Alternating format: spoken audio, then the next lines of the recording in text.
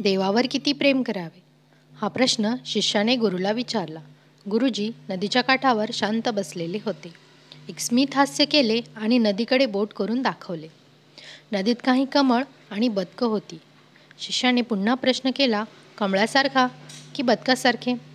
त्यावर गुरुजी म्हणाले, कमळासारखे. शिष्य बोलला, बदकासारखे का नाही?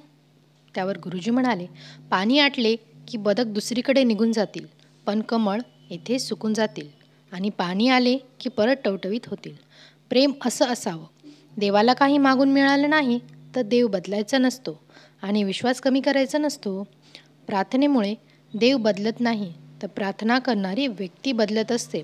अहंकारापायी आपल्या आवडत्या व्यक्तीला सोडण्याऐवजी आवडत्या व्यक्तीसाठी आपला अहंकार सोडणे कधीही चांगले. ही स्वामींची शिकवण आहे. श्री स्वामी समर्थ.